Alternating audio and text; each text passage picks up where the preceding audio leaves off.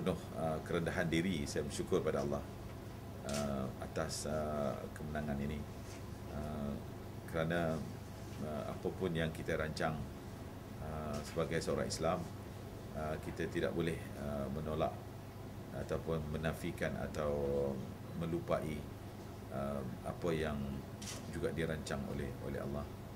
Kita merancang dan Tuhan juga menentukan.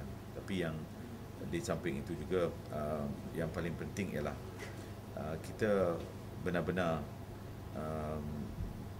membina iltizam, ya, keazaman yang tinggi itu yang menjadikan kita dapat mencapai kejayaan ini. Di samping walaupun saya faham ramai yang mengatakan bahawa Perak tidak ada harapan apabila berlakunya satu lagi tsunami yang saya anggap sebagai, kalau dulu 2008 mungkin skala Richternya 6.9 dan kali ini mungkin 8.2 yang lebih tinggi, dan banyak yang menjangkakan melihat dengan komposisi kaum di Perak yang begitu hampir seimbang, tentunya mustahil Perak dapat mencapai kejayaan.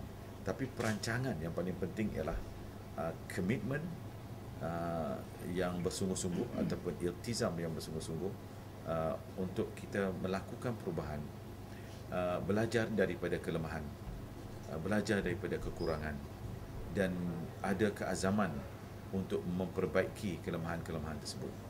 Jangan malu ataupun jangan terlalu angkuh untuk tidak menerima kesalahan dan kesilapan yang kita lakukan.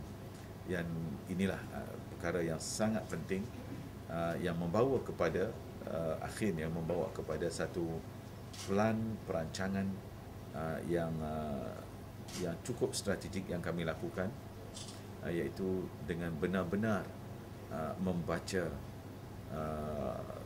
keadaan politik di setiap dun. Kami tidak membaca iklim ataupun membaca suhu politik ataupun hanya membuat sekadar kajian-kajian secara rambang, secara rawak untuk melihat membaca mood tahap sokongan. Tapi kami benar-benar membaca di setiap pengundi, di setiap kawasan. Resipi kepada kejayaan ini adalah bagi saya melihat dalam beberapa aspek. Yang pertamanya iaitu kami memperkukuhkan benteng, iaitu perpaduan di kalangan ahli-ahli parti, khususnya yang melibatkan ahli-ahli UMNO dan juga ahli-ahli Barisan Nasional. Yang ini sangat penting kerana tanpa perpaduan yang kukuh, maka kita tidak akan dapat bergerak sebagai satu pasukan. Yang pertama. Yang keduanya, kita mewujudkan kesedaran apakah kita mahu mengulangi peristiwa 2008, ya. Kalau sekiranya kita belajar daripada peristiwa 2008, mereka yang mengalaminya, maka tentunya kita tidak akan membenarkan lagi peristiwa itu berulang. Dan kesedaran ini saya lihat dirasai dan diserapi oleh semua kalangan, khususnya pendukung-pendukung ahli UMNO, dan mereka merasakan bahawa kita perlu memastikan supaya pada kali ini kita perlu menyokong calon daripada Barisan Nasional dengan bersungguh-sungguh. Itu yang kedua.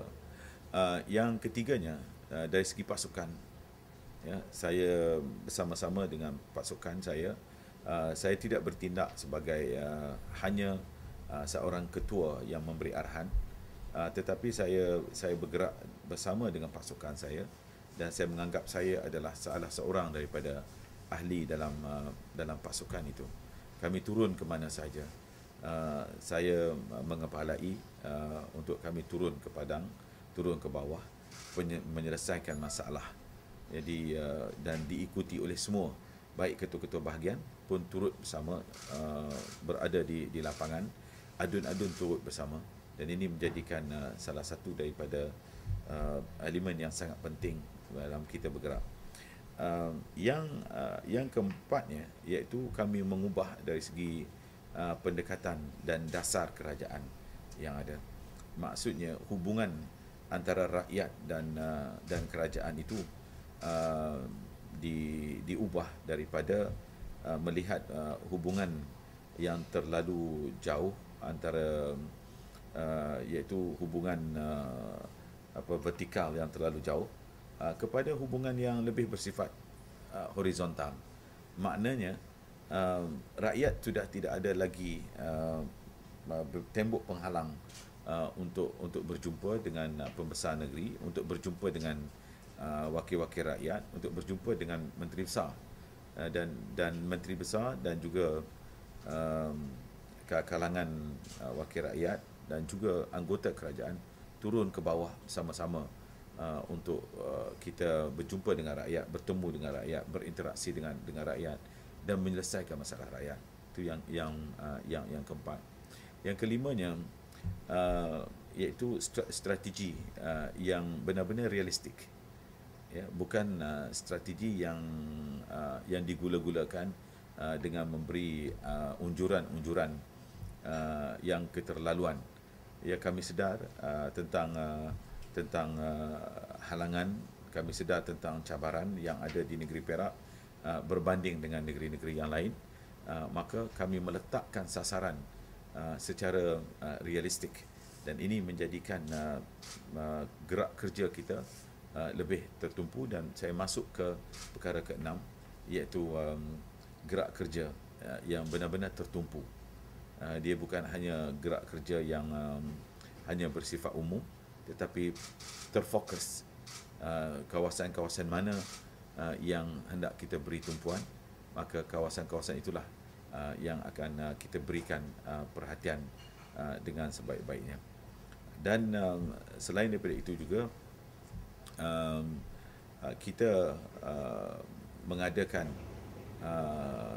siri-siri perbincangan yang terbuka.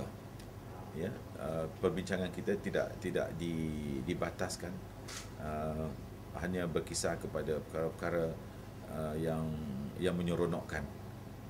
Kita meletakkan dari sudut perbincangan dari soal untuk bertukar-tukar pandangan berdasarkan kepada realistik dan berdasarkan juga kepada bacaan yang ada di bawah, bukan untuk digula-gulakan sepanjang masa.